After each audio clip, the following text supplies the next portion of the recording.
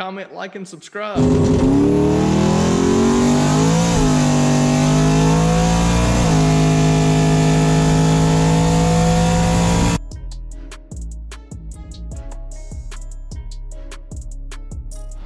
All right, day 2 on the twin turbo LS Foxbody. So I've started taking everything loose, radiator fan, fuel hoses, connections and all, just loosen all these intake bolts. And now I'm about to pull the intake off. It's gonna take 2 hands. Just wanna show you a little trick. It has hood shocks, I took them off. I have a strap from the roll cage to here. Just gives me more clearance, so I'm gonna need this when I go to pull the motor out. So let me just grab this intake off of here real quick. Unplug this like that. And there we go. Okay, if you look, you see we have these cathedral port style heads is what they call them, like a church. And that's just what are these. These are the Trick Flow. These are supposed to be Trick Flow 220s, I believe. Either way, kind of old school. I'm used to the more of a rectangle port of like the LS3 stuff. All right, finally got caught up with work today, so I'm ready to start getting the motor and transmission out. Got my cherry picker out here and got pretty much everything undone.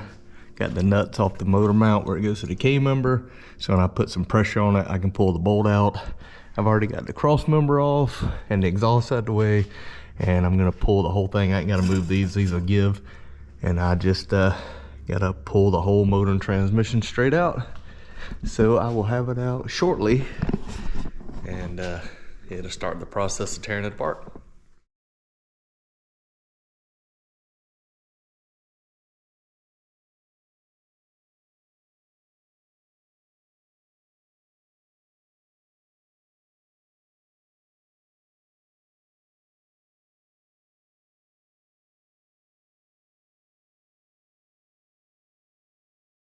So there it is.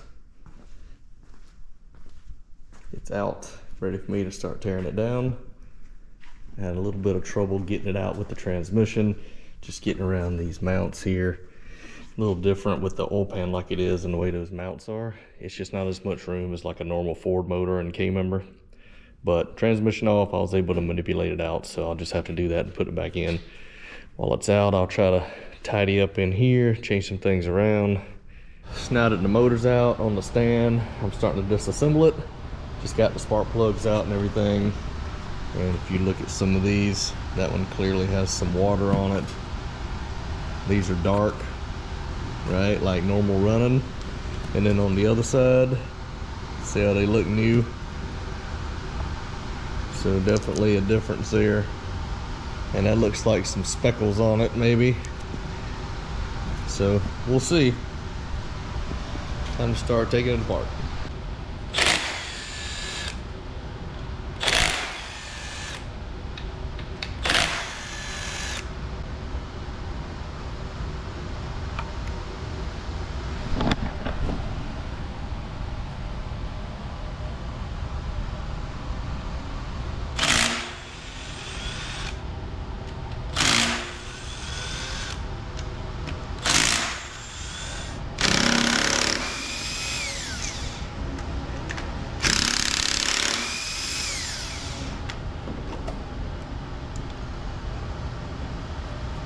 We go.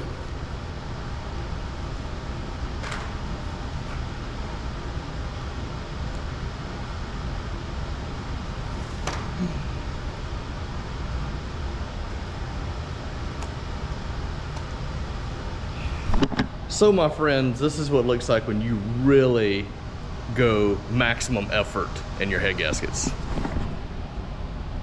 See this right here?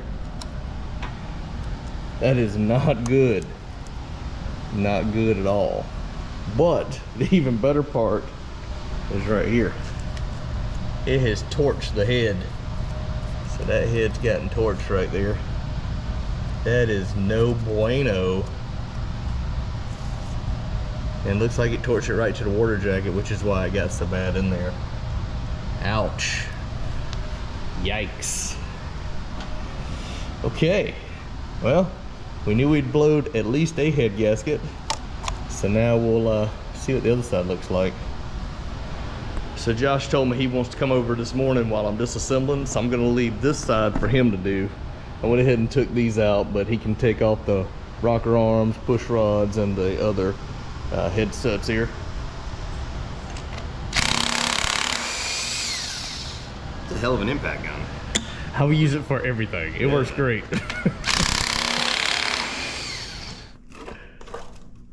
Oh, look at that. Money in the bank. All right. Money in the bank. Perfect. One guy there in the middle. Well, same spot that it did it last time. And so the guy at the machine shop, after he repaired it, told me that it would never be as strong again in the spot where it had been repaired. Mm-hmm. And so it was always number 7, seems like. So the other, when it was repaired last time, it was actually that head. And so it would have been right here. Mm-hmm. But I moved the head to this side up front, so the repair was up here. Okay. Which is, you know, the more problem-prone areas right there. Yep. So that's the most visual indicator, but then we can see where the gasket, we see the black carbon where it was actually pushing some compression out. Yeah, and you can see this side too, right there. This is, where it was pushing it right there. You can see where it's kind of like pockmarked right there a little bit. That's where the repair was last time. Okay. And so it blew out like this whole deal here. You can see where how thick it was right there.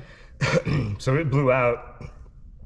You could literally stick your finger into the cylinder, you know, because it got the block and everything too. Yeah.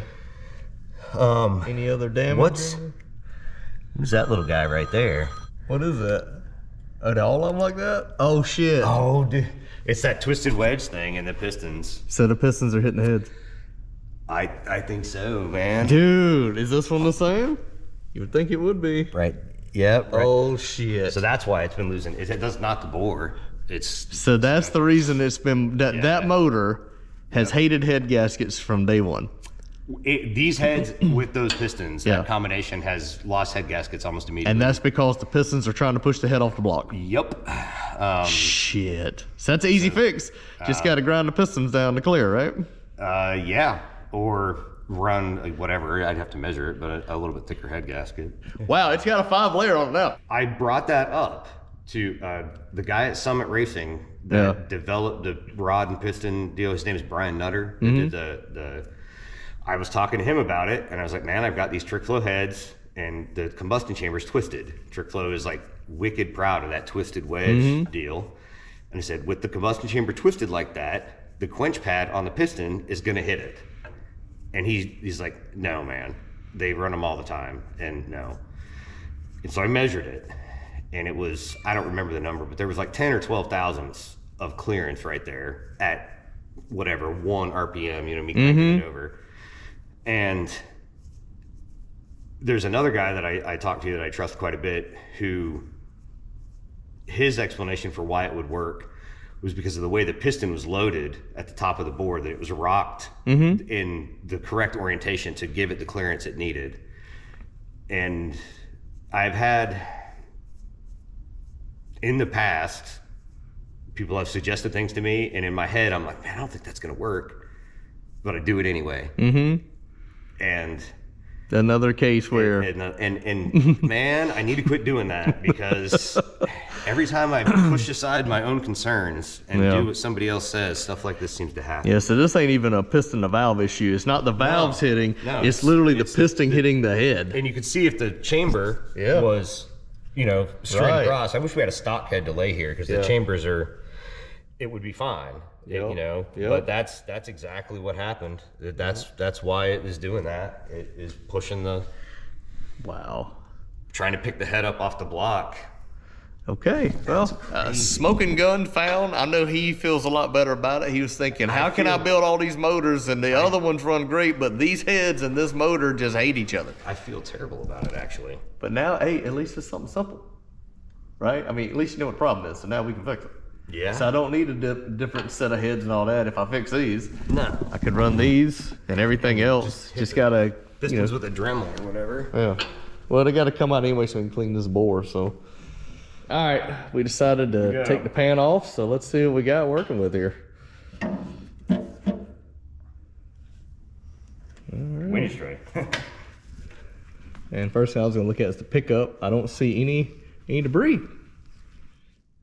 Everything looks pretty legit there. Yeah. Da-na-na-na.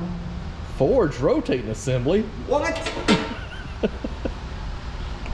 And this is your 24X you were telling me about in the other video, right? 24X. Okay. And then there's the Mallory that I added when I balanced the bottom end. I like how you said you put it through this way. Right. A lot of people will go in this way. Yep. And I was afraid of it like slinging out centrifugal force. Yeah. So it's right there.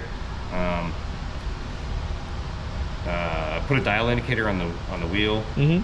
And so like the run out of the wheel and everything after doing the tack weld, all that's all straightened out and everything. So I think I just want to get that one number 7, that rusty one, out of there. All right. So how the bearings look. So you see those little vertical right there? That's from the dial indicator where I set the bearing clearance. Okay. So you can still see the marks from the bore mic. Like this is a combination of a like standard set of bearings and an X set. Mm-hmm. And so the X set's 1,000, it'll add 1,000 to clearance. That's if you use both halves. So you can use like a regular, like an X bearing here and then a regular size one there and change the clearance by 0.5 Okay. And so all the bearing clearances are set with these bearings. All right. And so if it was me, unless I found one that was like, man, don't use that, I would just go back together with these. Okay. I trust you. Just because of that. Yeah. Yeah, there you go, thanks.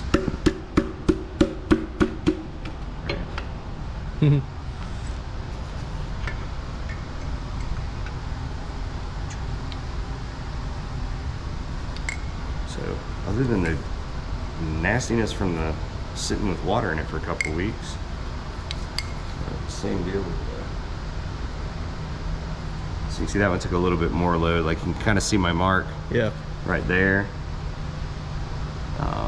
And then the mark kind of goes away. Mm-hmm. So, you know, that's the loaded side. That's when power's pushing the crank, you know, and that's the side. So the little lines in them. Yeah. So you get, the idea is like cylinder pressure, combustion pressure will hit that line, that divot, go back this way and get behind the ring and push the ring. It actually helps increase seal. ring seal. Yeah. Maybe that's why you don't have a lot of oil in your overflow. It's got good ring seal. I think it really does. I spent a lot of time, paid a lot of attention, did a lot of research and everything on the bore finish. That is going to work the best with these rings. Yeah, there's quite a lot going on there. All right, so successful day. Josh Kinsey came over. Not only was he the former owner of the white coupe here, but he also built the motor in it. So I had him come over and sharing the teardown with me. We went through, we pulled the rod and piston out that was in the offending cylinder that actually blew the head gasket. And here that is. It actually looks good. What we did find was some telltale signs in the head where this piston was hitting, because this is a, basically we got a twisted wedge type of head on this thing, those Trick Flow LS1s. And with the piston being like a straight line here, it was hitting on the head. And I think I showed you that before, but just a quick recap where it was hitting right here. Every cylinder was hitting. So what that means was the piston was going in here like this, and it was trying to push the head off the block. So no matter how good a head gasket you had and head studs, something's got to give. And what was happening, we had 0.010 of clearance when the motor was static, you know, when you're rolling it around, setting the clearances on it. But clearly it could have some rod stretch on it, and that could be that little bit that is touching. So a couple things we can do here. One, we can notch the pistons, which I'm not gonna do, or two, we could actually roll the heads a little bit and make room, which is what I'm probably gonna do. I've got to decide now if I'm gonna fix these heads. My plan right now is to take them to a shop, see if I can get this welded up and fixed, and just notch out this little piece on every head. Both sides are hitting the same. And then, yeah, put it back together. Probably have to be decked, so if so, I got to figure out what kind of head gasket, if I need a little bit thicker head gasket or whatever. And we're ready to put this bad boy back together, but we looked at the main bearings, they look great. Looked at the rod bearings, they look great. So overall, clean bill of health, bottom end's good, shouldn't have any problems. So thanks for hanging out with me. This will be episode 2 of the new project twin turbo coupe. The plan is to get it back together with this setup. It should go pretty low in the fives, at least mid fives pretty easily, depending on how much boost we put to it. But yeah, I'm excited to get this thing back together. So stay tuned. I'll have another version coming soon as I get these repairs done, and we'll put the car back together. Hope you like the series. I try to bring you really cool content from the 87 Saleen Vortec, 88 LX with the nitrous stroker, the TTSaleen, star of the channel, and the Mach 1 with the 6R80 conversion and VMP supercharger. So if I don't have it and you don't like it with this LS twin turbo now, then you're not into hot rods, because I got literally everything you could think of from a hot rod perspective. So I hope you like hanging out, and we'll talk to you soon.